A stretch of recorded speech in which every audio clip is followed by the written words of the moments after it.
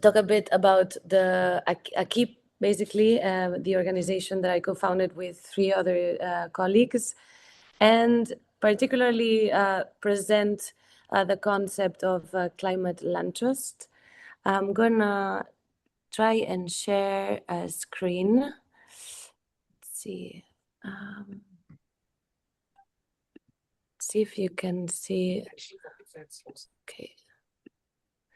Just one moment, please.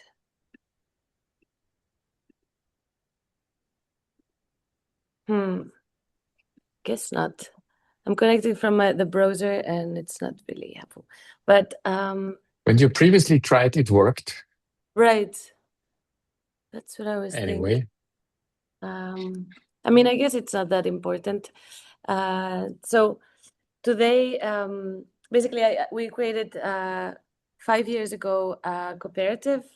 First, we became an association, then we became a cooperative with 3 other colleagues from different backgrounds: an industrial designer, a design and urbanist, and a more systems designer. And so we came together to create what we called AKI, and it's basically an urban research and practice cooperative based in Barcelona. That's where I'm from.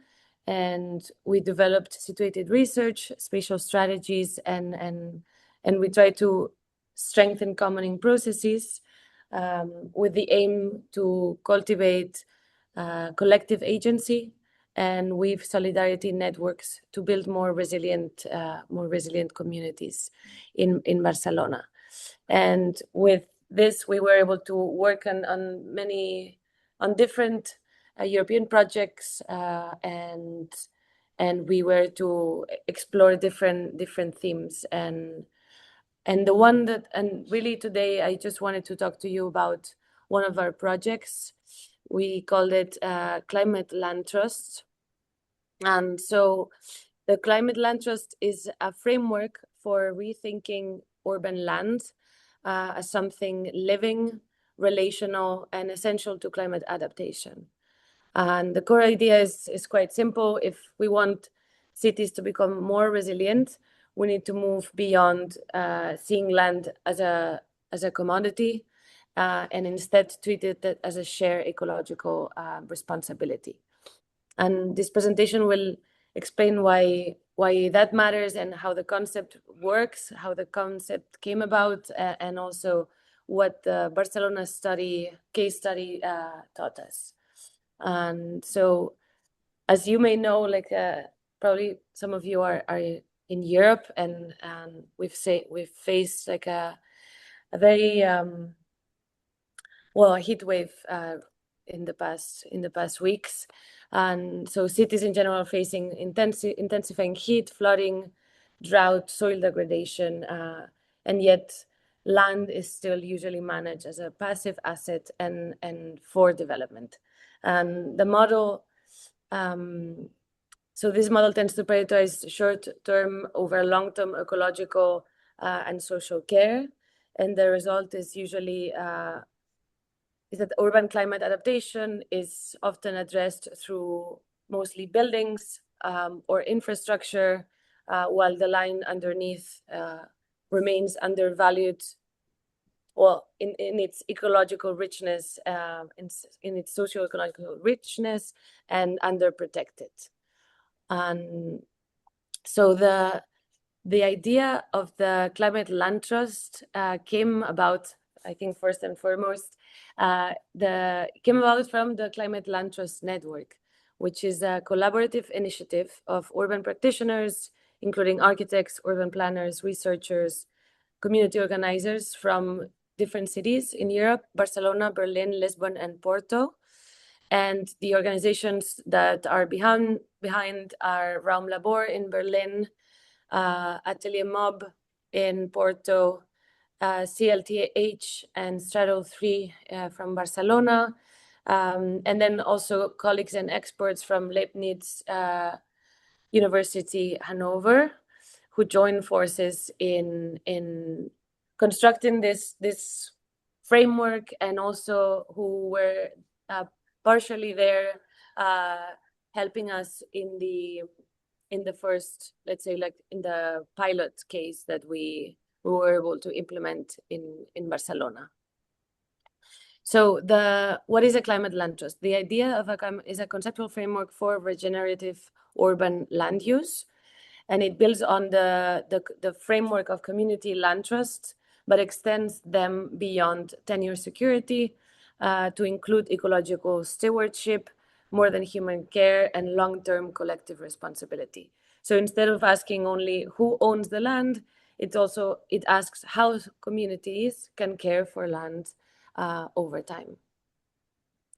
And so traditional community, as I'm sure you well know, you know well, traditional community land trusts have been powerful tools for resisting displacement and securing access to land for communities. And so the climate land trust keeps the foundations of social justice and adds a stronger ecological and climate dimension to it. And it reframes trust not only as a legal structure, but as a relational ecology built through guardianship, reciprocity, and shared responsibility for land and its ecological and socio-ecological systems. So there are four, let's say, guiding principles to climate land trust. And the first one is guardianship, meaning that land is cared for rather than controlled or used as a resource only. The second main core principle is relationality. It sees land, people, soil, water, and institutions as an interconnected system rather than separate entities. The third one is more than human care, which recognizes that the critters, of course, like with the idea, having read and being inspired by Donna Haraway and many others, but recognizes that plants, microbes, birds, like the water as part of the urban community. And the fourth one is circularity. And it's the idea that circularity not only understood in like a in a very technical way, but understood as the general, not just as material reuse, let's say, but as cycles of care, knowledge, and regeneration. And so the conceptual shift that this concept or this framework tries to bring to the table is that it's basically moving from land as property to land as a living system. And this means that governance is no longer just about managing space efficiently, right? It becomes about maintaining the conditions for the mutual flourishing across human and ecological life, as human and all the other species.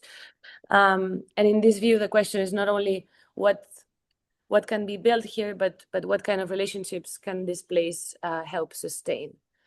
And the framework emerged from action research and design-led work, and where design was treated as in itself as a method of inquiry, something that could test relationships and reveal institutional structures and frictions and explore alternative forms of land use.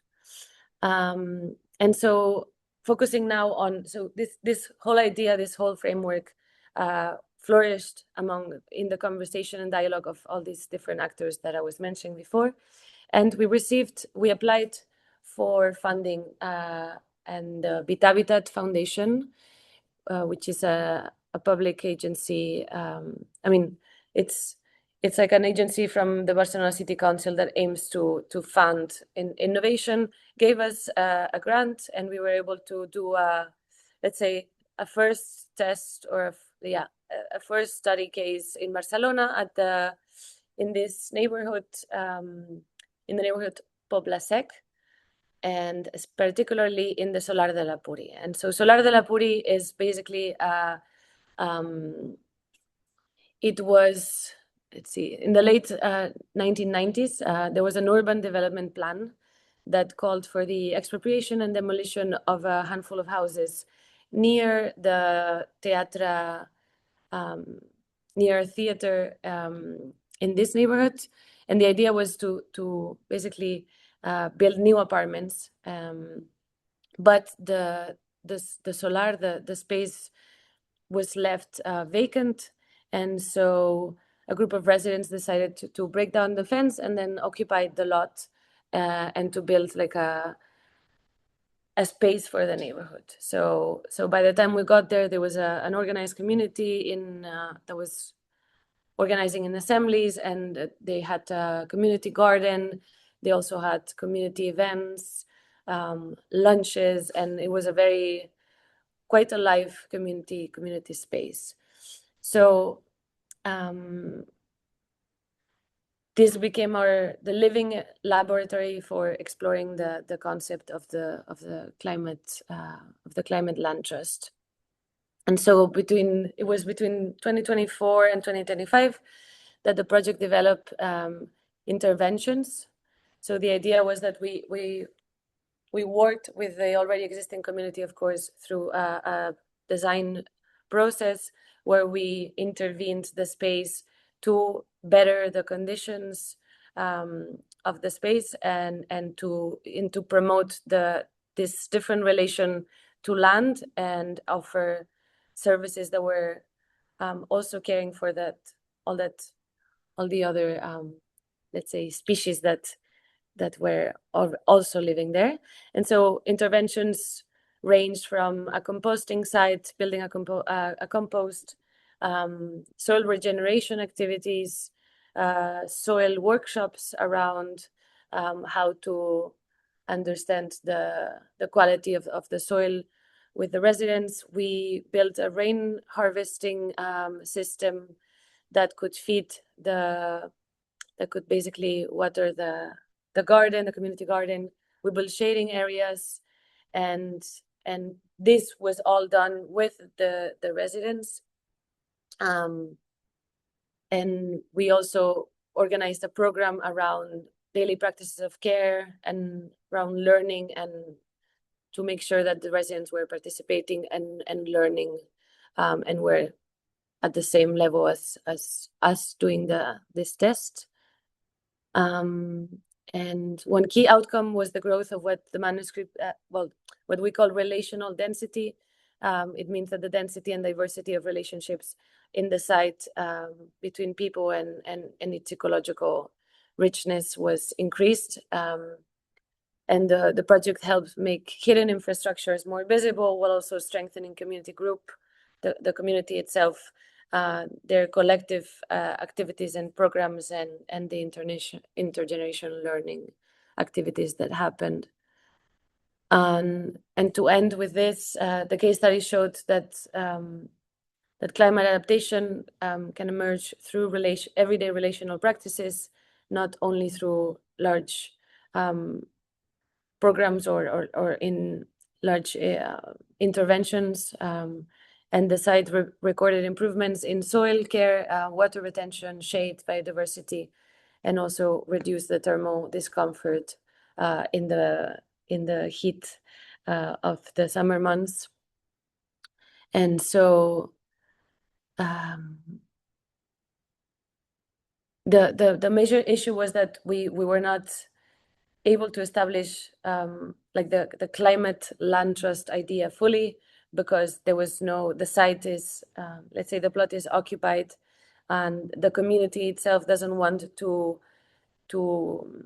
let's say, consolidate into a particular figure, into a juridical figure, let's say. And so they want to remain anonymous so we were able to bring in ideas from the framework, but we weren't able to create such a climate land trust as we were imagining it, which is also a learning in itself, because we understood that the community was felt more secure this way. And what else? Yeah, we think that the climate, to conclude, the climate land trust reimagines urban land as a site of wants to promote imagining land differently and as a site of regeneration, as a shared community responsibility, and promote climate adaptation that is collectively built from the bottom up. And it brings together issues of land governance, circularity, and more than human care in one same framework. And its main message is that resilient cities will not come from necessarily from technical solutions, but from institutions and communities that are understanding land differently and understanding their positionality differently, and that are capable of caring for land over time. And I think that I'm gonna stop here. I don't know if you have. I mean, I'd be happy to answer if any questions if you have them, or hear any opinions that you have on this concept. Thank you again, Philip. No, thank you, Mireia. And it was very smart and elegant how you worked without a PowerPoint file or something like that. I could really imagine that worked quite well. I could focus on you. I have quite a few comments and questions, of course, and I think that's a wonderful basis for conversations. But I want to first ask my friends and colleagues whether they want to weigh in.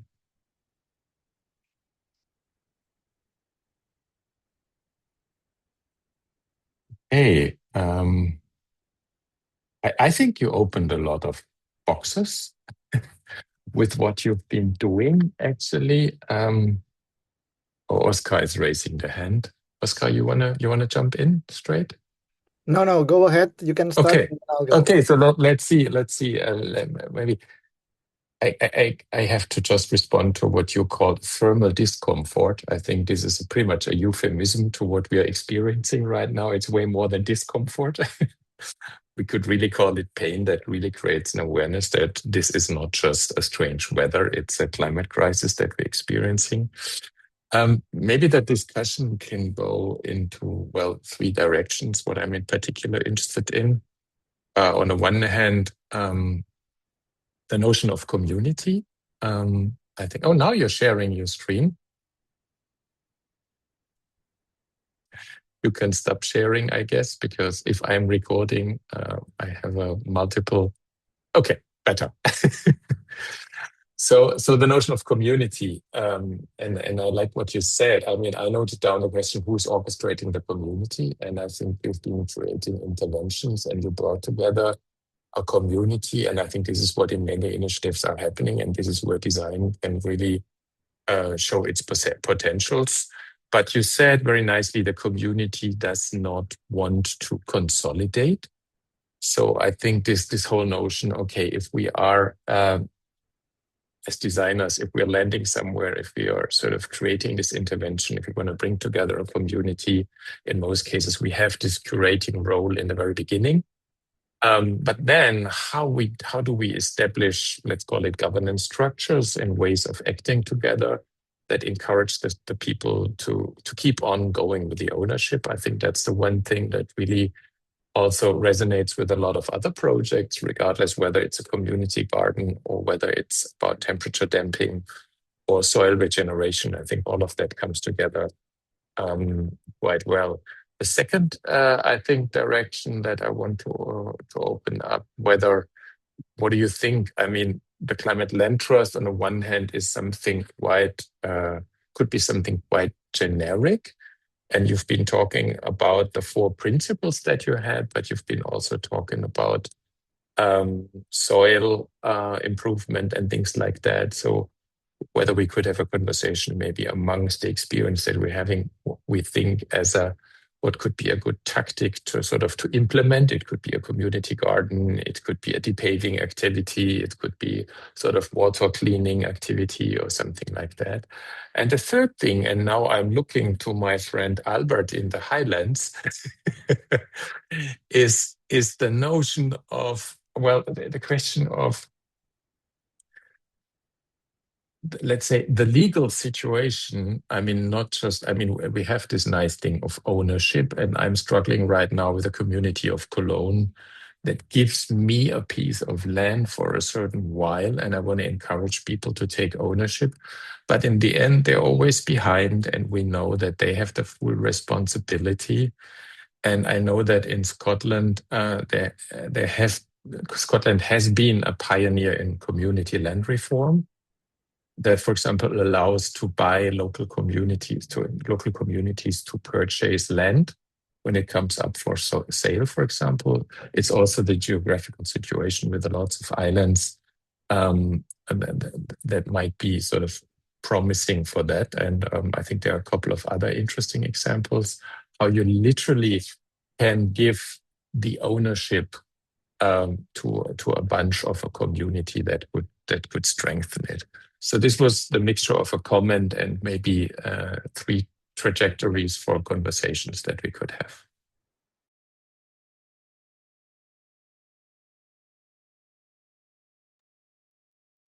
Should we go to Oscar and Marina, or we could go to Oscar and Marina maybe to respond to that, and you could weigh in because you were speaking for 20 minutes already and should have a glass of water in this time of German discomfort. Yeah, maybe Oscar, if you want to weigh in.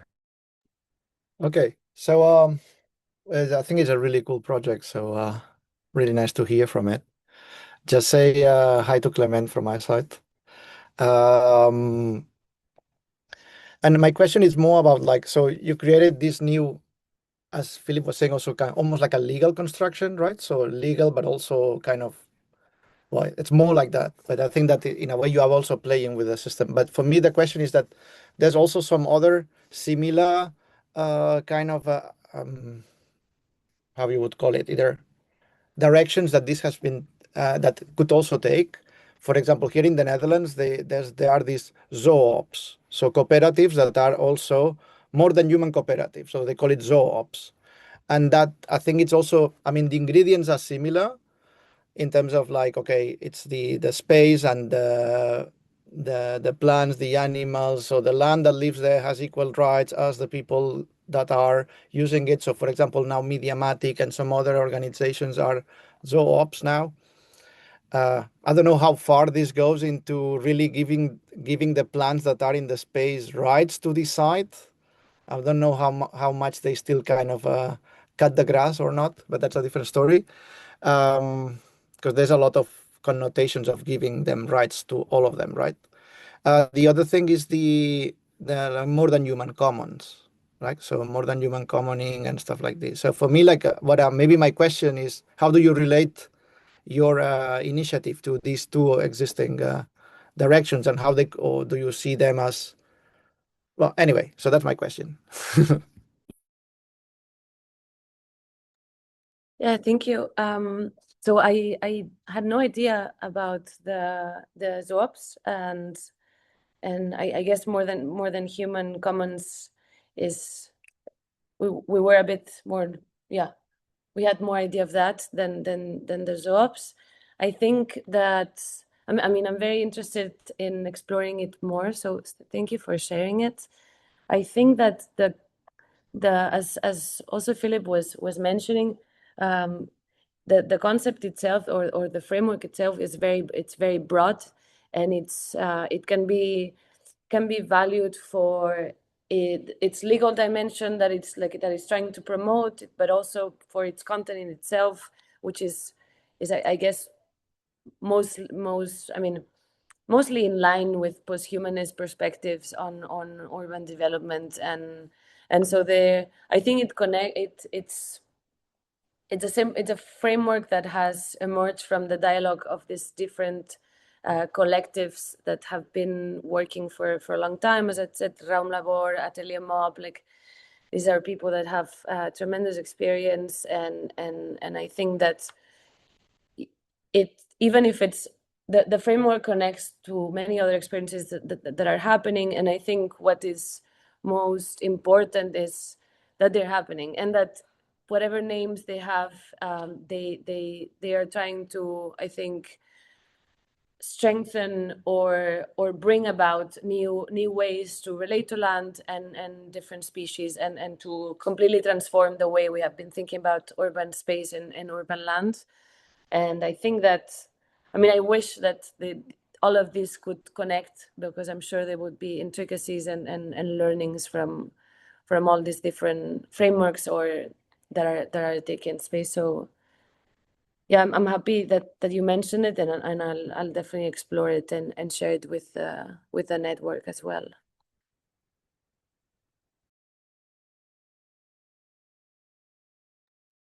Yeah, Marina, your question. Hello, thank you, Mireia, for this very interesting explanation and presentation. I don't know very well how to share my question, because I understand that you worked with a community that already had a governance model, right? So you jumped in with a project proposal? Yes. And so, because I'm working with a community food forest, but the situation is different, because we invite them to co-create all together this space, and then they will have to decide the governance model they want to build. And we are having lots of problems, because they want to be independent in a way. They are happy to be independent, but they don't want us to leave, because they don't want to be alone. And at the same time, they don't want us to impose anything. So we were telling them, if you want to do an association, just let's do it. So we were trying to push them to create the association, but nothing is moving. But when we say, okay, we are going to invite people to do a meeting, to invite people to create this association, they feel they are pushed, and they are the ones that have to create this association. So for us, is really difficult to see how to create this governance model. I don't know if you have any idea on how to guide them to do that. And I would also like to know which are your upscaling plans, if you have any, or next steps. Thank you, Marina. For the first question, I think the best I can is explain a bit more the issues that we found, and perhaps there's a bit of, I mean, there's interesting ideas that come out of it and help with the case you're working on. So Solar de la Puri is, I don't know if I voiced it correctly, but they're against consolidation they're against institutionalizing themselves. So they've been occupying the space for more than 10 years, and they've organized, they're, let's say, very successful in the organizing and the programming of the space. So the way they decide to meet is that they have a general WhatsApp group. They're neighbors, and so they cross each other all the time, and they meet at the plot for activities. And the way the governance, let's say, structure that they have is like it's assemblearian. So they have a little a building quite close to the plot, where they've created a kitchen, like a community kitchen. They have space to save resources, I mean materials from the plot, and they meet there for lunches or dinners or as well. And that's where they hold their assemblies, and there they decide what to do with issues that they may find within the organization of events or the, let's say, the governance of the plot itself. Now, the issue for them is the relationship with the institutions of the district and the city hall. What they found is that by not having association or someone that has to, represent that entity. So by not having that person, they are able to escape certain processes of let's say, like they believe that they're able to keep the land, the plot, because they don't have that person of contact with the administration. So they also fear that by consolidating themselves into an institution, like into an organization, the institutions will be able to get them out. So that's their main fear. Now, perhaps from this perspective, from this community, perhaps the community that you're working on in the forest is also afraid of becoming an association because of this relationship, that being an interlocutor, like a voice where the institution can come and talk directly to them. No, it's Okay. not the same fear.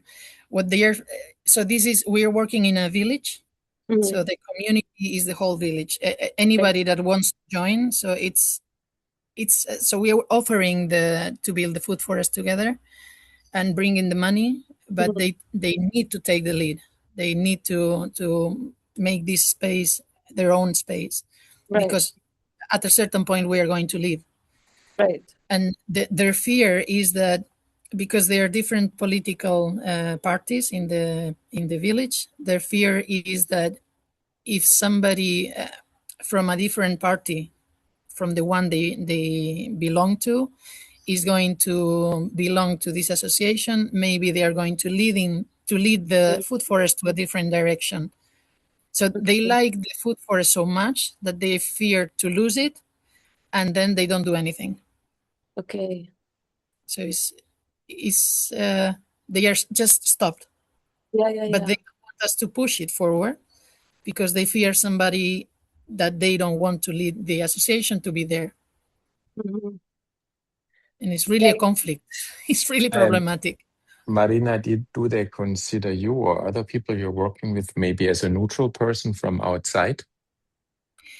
No, they don't want to. So I was offering them. I was talking to one of the persons that is more active, because there's not many people. There are many political issues in the village, and she was really, really intense, telling me, because I was saying, okay, we are going to organize this meeting, so you people can say if they have interest in belonging to this association, because everybody should be invited to belong to the association, because it was a condition that anybody from the village could join.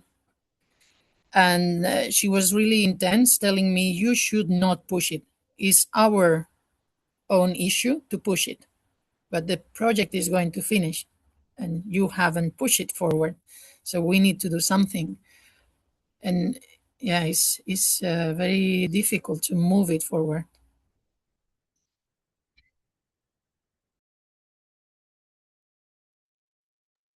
Yeah, it sounds like a frustrating situation, and I guess it can just take so much time because the conditions are not there to be met. But have you considered doing like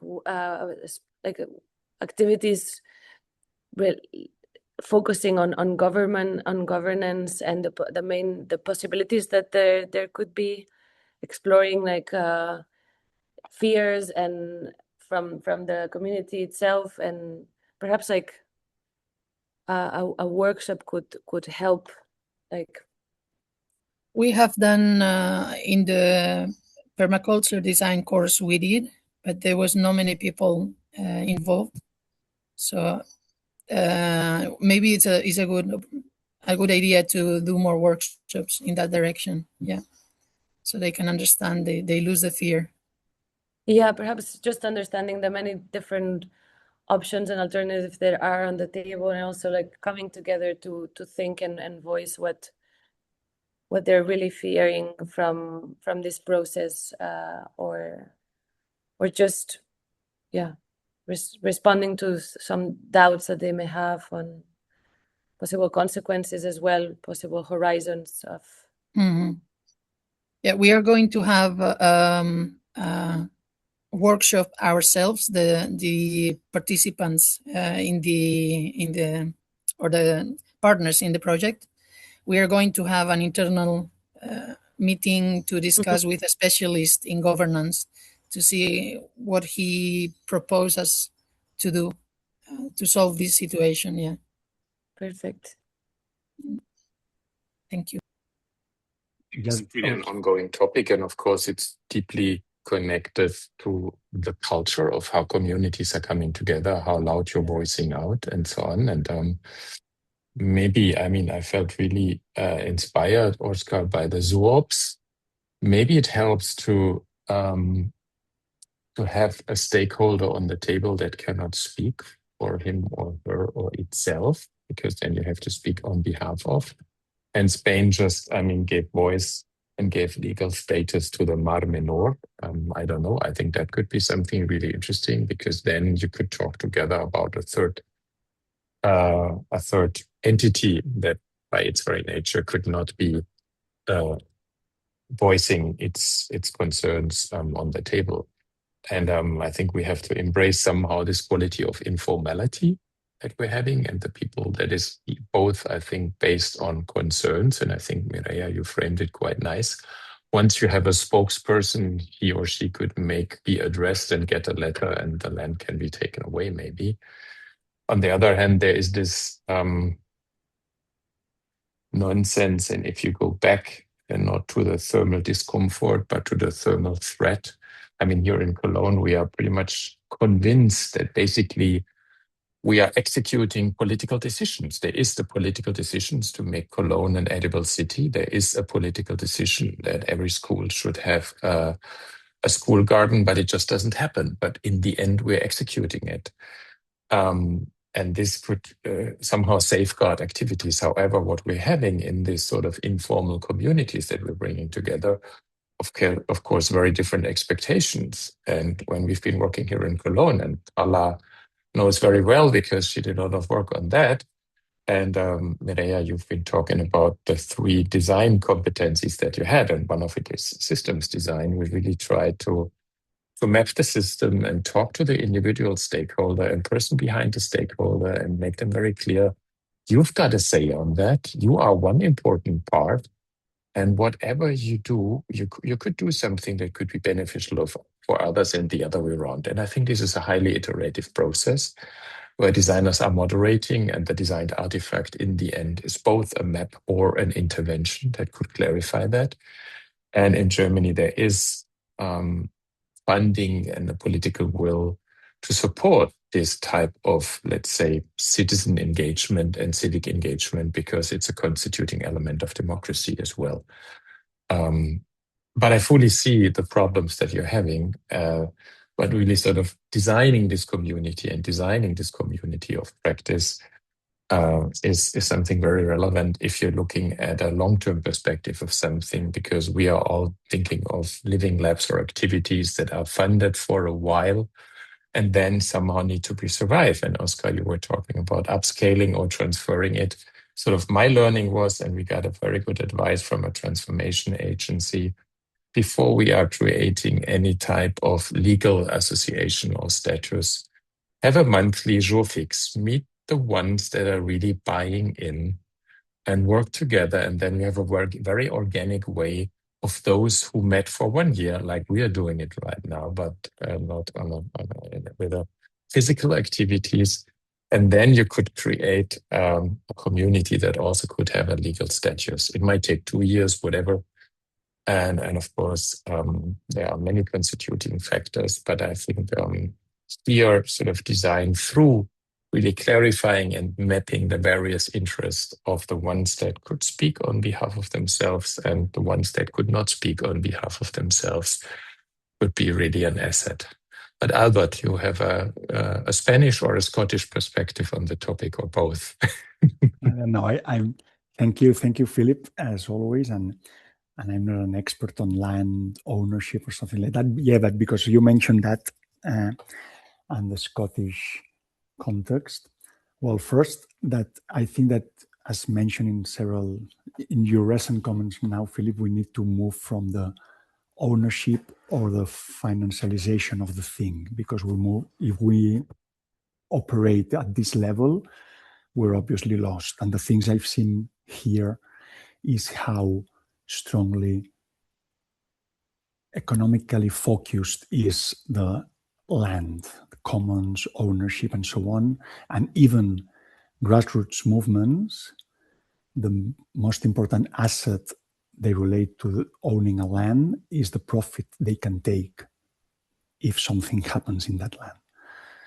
And obviously this brings to something that I think that we will lose if we move in this at this level or at this layer. We will clearly we will not achieve the things we're pushing for. So I think and land act and land ownership is one of the key threats of the Scottish Parliament right now. So I think that from design and from creative practices, we have to move to shift the conversation to another level, which is not ownership, because it's too big, and which is not economic profit or financialization, because it's not our thing.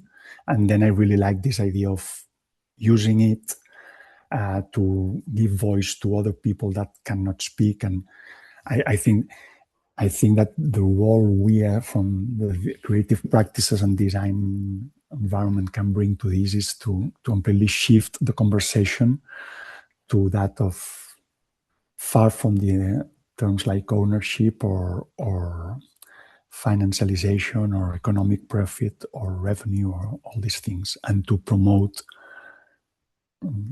ways to activate it that make people aware that the land is not only owning it or is not only taking economic profit from it, but has lots. And here I really felt the shift between Barcelona, which is a strongly, let's say, grassroots, a sense of ownership of public space, which is strong in Barcelona, to Scotland, in which there is, I didn't feel in the human beings, this sense of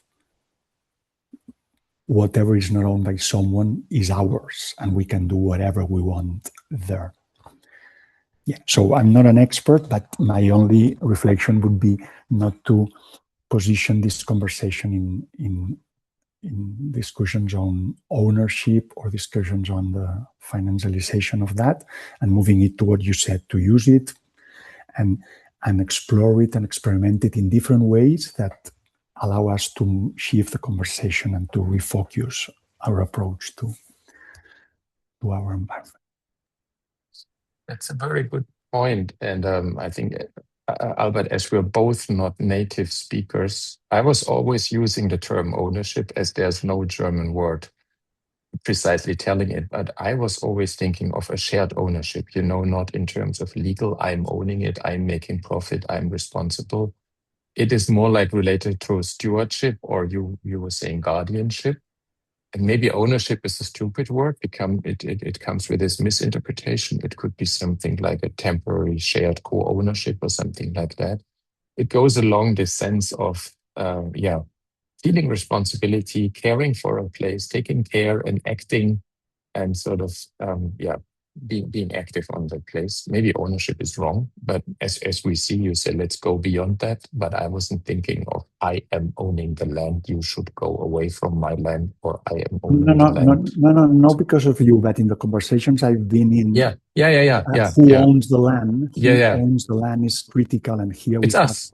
90% of the Scottish territory is owned by, I don't know, 500 people, something like that. So if this is the conversation, we're lost. I mean, we will never achieve, at least in 2 centuries, we'll never achieve the expectations we have.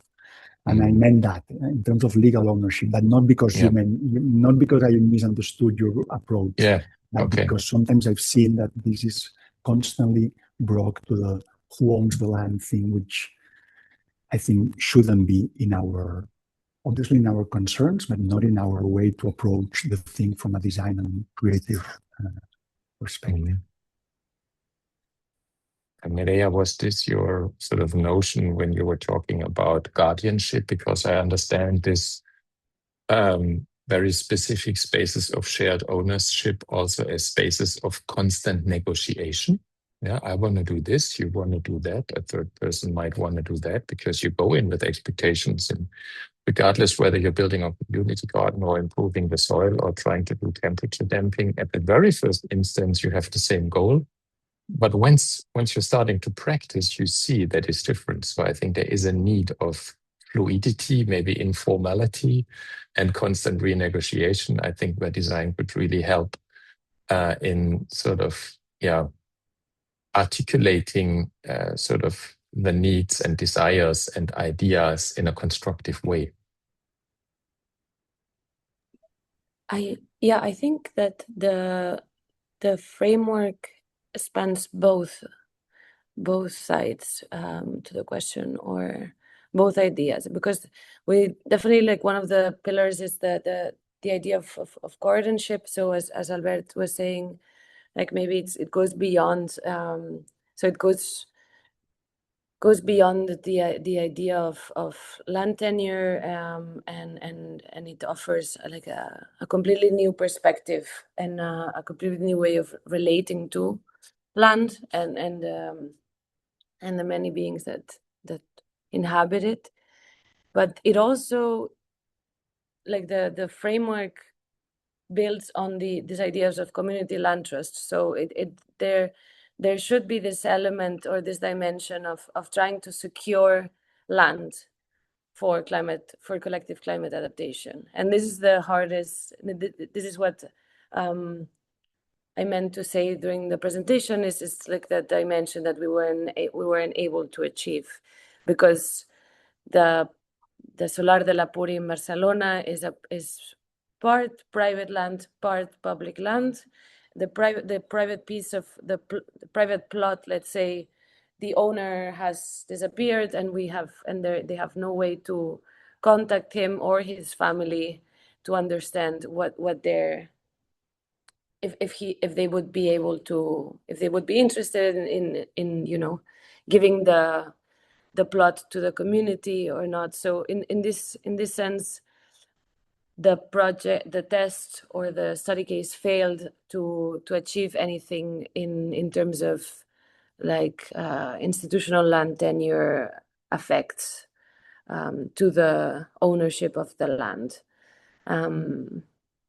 So I guess, but the ideal of the climate land trust framework would be to have a community owning piece of land for the purpose of regenerating the soil, like caring for more than human care, and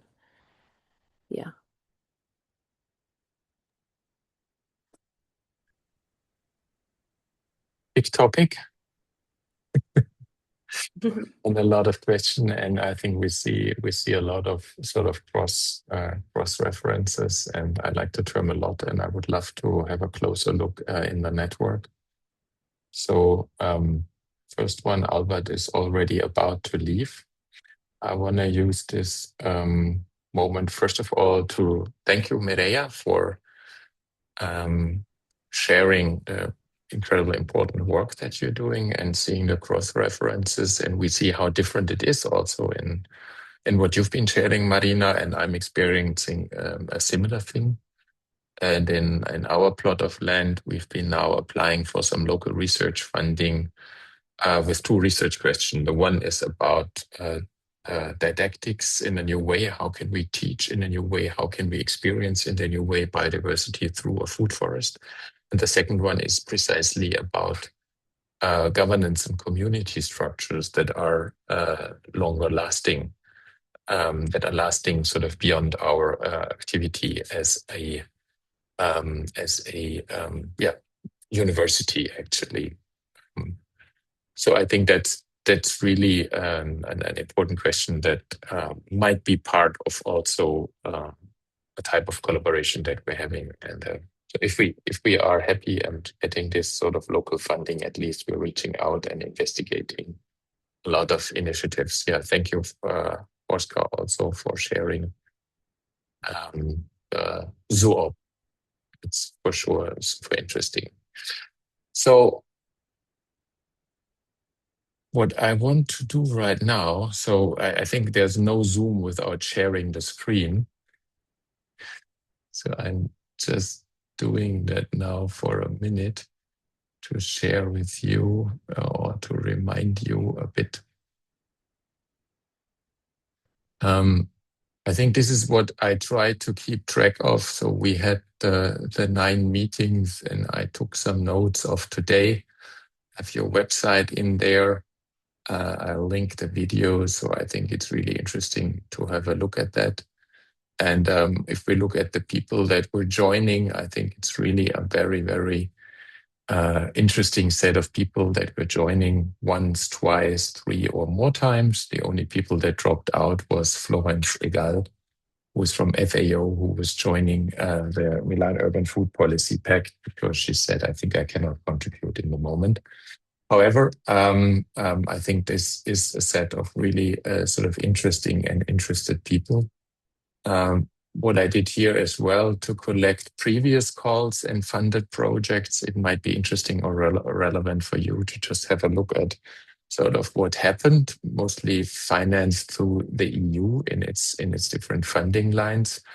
Unfortunately, some of those examples were moving from potential calls to previous calls without us doing anything. For a couple of reasons, maybe. So what I've been preparing here right now is a bit of a slideshow. Yes, and what's the purpose? The slides should be an opener maybe for next steps. I mean, I try to maybe give an overview with brief information, and to see what are relevant calls, maybe ask, does anybody have more information to ask? Is anybody interested? And what are possible contributions? Let's say I could contribute really investigating how communities could engage, how communities beyond of humans or whatever, but also asking, is anybody or in a consortium or would like to be part of it? And of course, also in which role. I've been talking with Marina just before. I mean, can you be a PI or can you lead a consortium? I was saying from my university, and this has been the starting point also of this food systems roundtable. I think my university is stronger in national consortia. Of course, we have this amazing consortium, Pioneer. Without Pioneer, I wouldn't know Christina Capellanotti from Venice. At least it brought us together, sort of. And what I was doing here, I mean, I think we cannot go into detail, but I was looking in the Horizon Europe Cluster 6. But we all know this would be super, super ambitious. The info days have been gone for a while. I think it fits quite well. So I took a screenshot here from biodiversity and ecosystem services, for example, fair, healthy, and environmental friendly food systems from primary production to consumption. I think they would be all super interesting, but there are a couple of either calls closed or single stage on the 17th of September. Whoever was working on a call is not realistic at all. However, if the one call closes, the next one sort of might open, unless anybody of us, and I want to reach out to the bigger audience again, is in a consortium and might need an additional partner. I myself joined 2 consortia in the last summer, just weighing in. Maybe 2 days of work in a time of 6 weeks would work quite well. I found this live program that is around nature and biodiversity, circular economy and quality of life, environmental governance. There are also very tight deadlines. I think there are really specific programs with a good fit. I was looking at a lot of presentations in the last day, but all of those presentations, they've been also, those are videos, and it happened some month ago. So I think we are too late unless there's somebody in a consortium that already needs a partner. And then I don't know,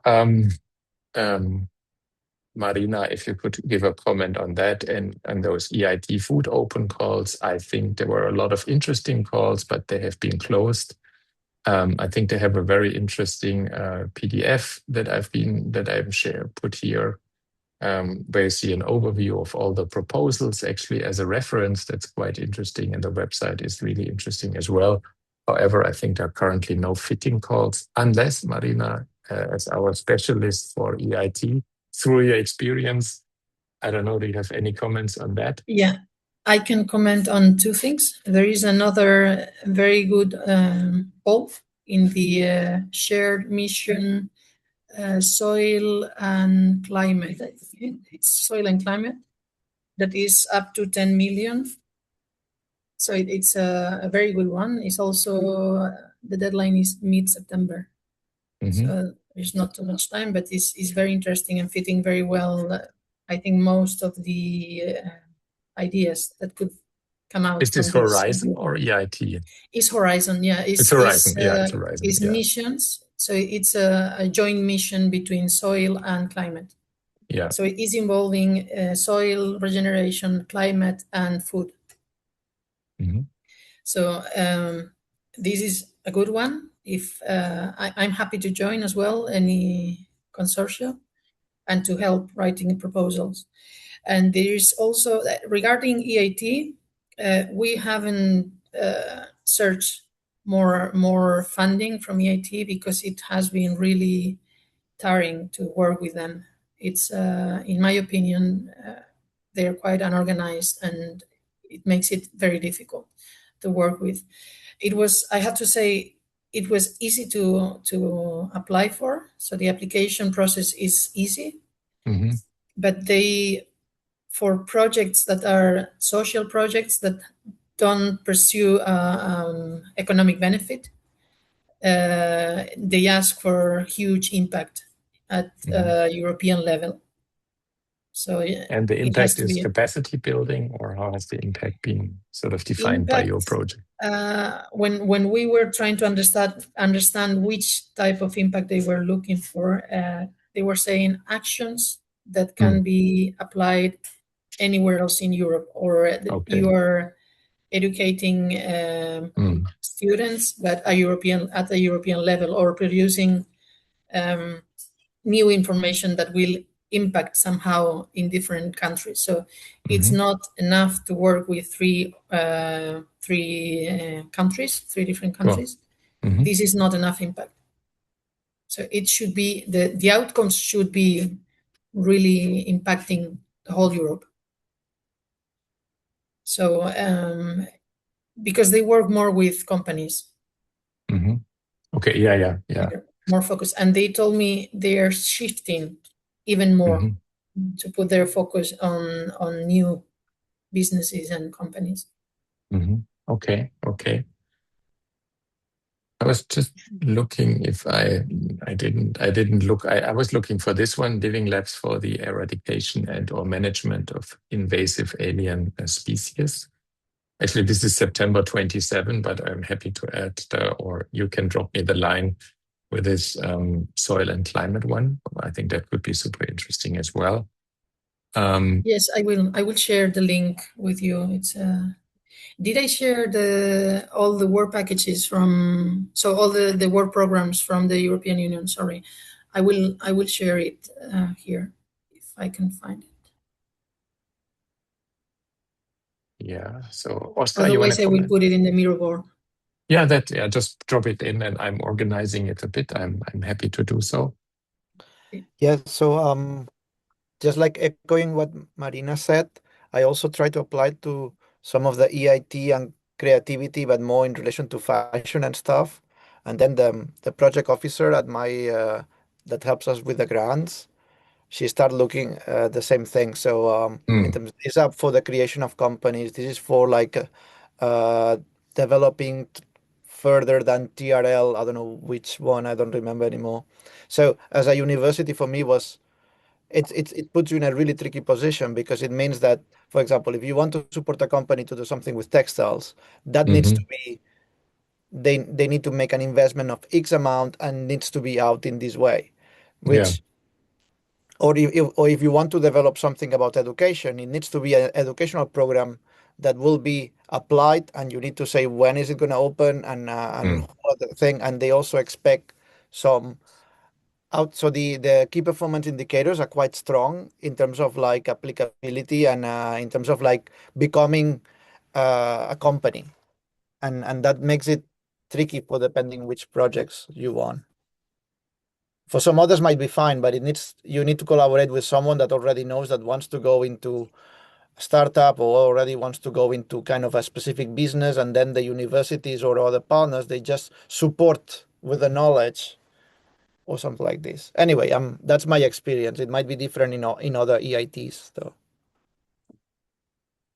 And Philip, I also added a new call, and the good thing about this one is that it's not even out. So it's not finishing in September. It's actually the meeting is going to be in September. Yeah. And it's called Novel Ecosystems, Biodiversity, Socioecological Consequences, and Future Trajectories. And I think that fits really well with what Mireia was talking about, what you are doing in the food forest, which is a mix between. So it's how can you increase biodiversity and at the same time create this future option. So it could be like this forest, what other people discuss in the meetings about forest schools, right? So it's a food forest, increases biodiversity, and at the same time it's a forest school, as you were talking about for Cologne. Okay. Or for example, like the what Mireia just presented, right? These spaces in the city or outside the city, right? Or what Marina was talking about, that forest. So I think that this kind of novel kind of experimental ways of dealing or being part of the ecosystem, but still trying to have some, let's say, still with a direction. So what I mean is that are interesting. For example, here in the Netherlands, there is a place, I think that I talked to you about it, the New Zwanenburg, and they call themselves like an atelier, a design atelier for the future, and it's actually a farm. So what they're doing is they're growing the crops needed to do like infrastructure. So they are actually making bridges, sound absorbing panels, and stuff like this. But they work more as a farm that can host designers that can work with the crops they are growing there in a way. Anyway, so what I mean is that there could be interesting ideas about that. So I think that this could be a nice call, but it's still not out. So I don't know how big it is, how many partners. I think it said 3 or 4 partners, so minimum 3 partners from Europe. That's what they say. So I don't think it's a big. It doesn't sound like a big goal, but I think it's an interesting one. Yeah, thank you for that. And I think that could be really sort of beneficial. So my idea was to have very simple profile like here. I will add that and maybe then write a brief summary and send it again to all of us, and maybe having some more empty ones, and you either put in a post-it or something like that. And then I could do some curational work. And that's something that we could discuss maybe as the beginning of the next phase. That's interesting. And that sounds promising because, as a matter of fact, what we're doing, and we just discussed it, is thinking and acting outside of the box, but many calls are still inside of the box and want to be ups. And one of the key criteria is the scalability, the immediate scalability. Okay, yeah, cool. Yeah, there's also the European Bauhaus, but most calls are, there are not too many calls. I think some are for 27, and we always have the net prices, or the ones for the small municipalities. I don't know whether anybody ever succeeded. I could just say that we succeeded twice with this sort of rising stars. It's just 10,000, but it helps a lot for young students, I think less than 30 or 28, to kick off a project that they're doing, and there's quite high visibility. So my suggestion would be that I'm sort of proceeding with that, and then we can maybe have a look at 2 or 3 of the calls in the very near future. So the very near future, and this would be sort of my final chart, I was thinking about what can be next. And next could be, I mean, I've been approached by 2 colleagues and they said, why don't you do a podcast? to make it more sort of professional, because basically what we had is we had a 20 minutes conversation or 25 minutes conversation. I like the informality somehow of the just coming in, sort of grabbing a bite and having that. And if I see at the statistics of YouTube, the videos are watched just a couple of times. However, but maybe we can look for 2 or 3 that could be interesting or interesting follow-ups. I know that in the Lensin network they're doing that, so that could be sort of interesting because it could be digested easier. To me, it's really more like reaching out and having this type of conversation and seeing where we can connect. And I think the podcast brings us a bit away from that. What I would love to do, and I think this is pretty much aligned with the conversations in the last minutes, reach out to all again to see where collaborations are really possible, maybe based on a certain framing. And I was thinking of maybe better understand the people joining, because right now we have this wonderful list of people that we brought together, but we just know we have the video. I curated a bit the content on the Miro board, but maybe with a couple of keywords that what they're doing, from community garden to bringing communities together to informal structures, I don't know, to new modes of ownership or stewardship, maybe super much in a nutshell. What we would need there, and this again is an invitation.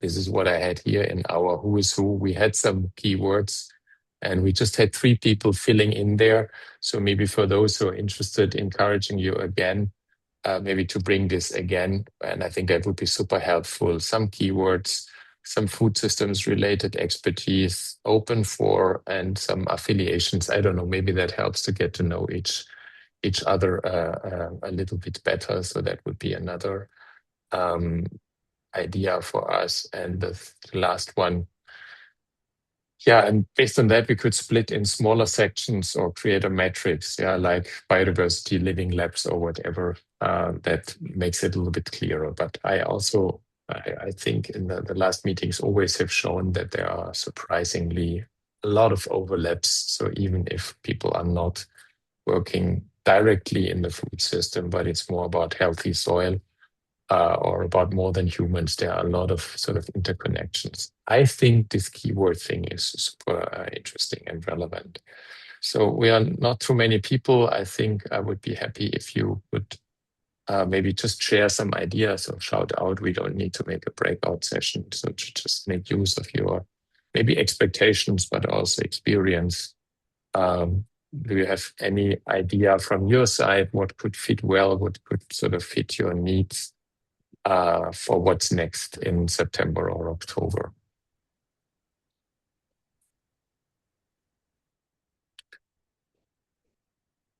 Anybody willing to start? Or did I mention everything that is possible? Yeah, Oscar. Yeah. So first, like I wanna. Marina says that. Oh, okay. So first, I want to thank you for organizing this. I think it's been amazing. I think it's really nice to have this, and I like the idea that there's this to explore for funding and stuff like this. But also, it's also good maybe to keep it as it is. What I mean is, yes, might be good to split it in smaller groups, but then what happens is that it will create more a bigger kind of management. I mean, it will take more time to manage, and at the same time, it's okay if one day it's not completely exactly on your, it's not your cup of tea, because then you also discover something. So I think that it's nice to have these Mondays that you go and you just sit and eat. In my case, sorry for that. Today I couldn't eat before. But I think it's nice to just sit and listen to some people. I think that's this kind of easy, what you said, this is just a really easy way to meet people, get to know what they're doing. And if you find something interesting, you can contact them directly, or you can just share your information or stuff like this. I think that it is really nice. If I may add something, what I would say is that why not for maybe next DRS conference make like a or I mean, this could become a special interest group for DRS, for example, so that this gets formalized in some way. I mean, it would be exactly the same that it's happening now, Philip, but then in some kind of formalized way. That means that even in the future, if a conference wants to be done in this topic, DRS can support it, etc., etc.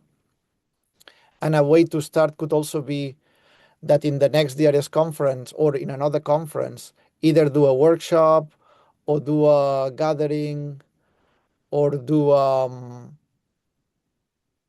like a thematic line. So, for example, DRS had this open call for themes in a conference, and that became like a parallel session itself.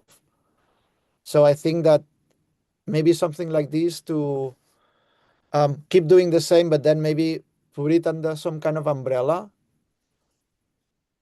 Anyway, so those were my thoughts. Yeah, thank you for that. To just respond, I like the idea to keep the structure, but in the same way to also connect it to something else like DRS. I was thinking of SDA, Systemic Design Association. I think they're super interesting because, for example, they are stretching conferences over 3 weeks. They're only online. They're low threshold. They're €50 or €30. And they also have those thematic tracks that work quite well. And stretching it over 3 weeks is just due to the fact that nobody is attending a conference online for 3 days, but maybe every evening, like 30 minutes or something like that. Here again, it would be helpful to understand. I could ask who is in DRS, who's willing to go to DRS, but it might be, most likely it might be DRS, but maybe something else. But maybe Francesca, you have a comment from Italy and yes, China in the same way. So yes, I was also thinking about SDA. I mean, for this year is a little bit late, but I'm in the scientific committee, and I think in general the idea of like since all of this connection and different relationship from us, but I mean, food can tackle really wide span. So I think it could be interesting to propose something that is food center, but is looking at territorial innovation from an agroecology more than human, and we talk about climate and soil, like more the environmental aspect of the territorial innovation. I think that would be very interesting also given the conversation that we've been having in the scientific committee in the past few months. But I absolutely support the idea of Oscar to have kind of like to be present in person whenever there is an opportunity for the larger design community, because I saw a lot of good results coming out of this moment of sharing in person and maybe activities. And of course, it's not going to be all of us, I mean, all of the participants to this roundtable, but some of us can start, and also more connection and more opportunity can come up. And I don't know if it could be reasonable or interesting, but I think that if we have to move into a more action-based phase or trying to find calls or possible intervention, I think maybe it's useful to have like an Excel, a shared Excel linked to the Miro, where we have competences of the people and the groups or the research units, but also like a little bit of, I think if you apply for a call, you want to have something like pilot project or like maybe places that are communities that are already active, that can be the place where the project can be applied, kind of try to see what is a sort of like labeling between a typical university/research institution and maybe other kind of territorial engagement format that can be organization. So we can look at what are the resources that can be pulled into specific call when they come up, and then we can see how those are active. So I don't know if like an Excel with a few columns that describe what are the skill or what are the interests of the content that we may develop. There are people that may not be interested in soil health itself, or there are maybe people that have skill or capability to do like a science-based, like a more like science and technology-based kind of intervention there. And I think it's interesting to know where the asset may be among the list of names and the institution, so we can play cards when we need to kind of like make actual coalition. I don't know. I just throw it as an idea there, but maybe for September it could be like a good resource to have.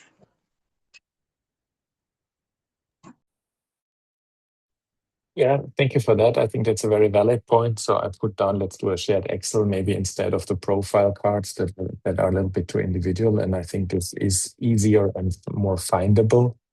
And I was thinking maybe that we can work on a shared taxonomy, just very easy, that everybody's throwing in sort of his or her sort of profiles or interests or expertise. I think it would be also really interesting, and I could also bring this asking you again, because you've been all presenting work, it's all in there right now.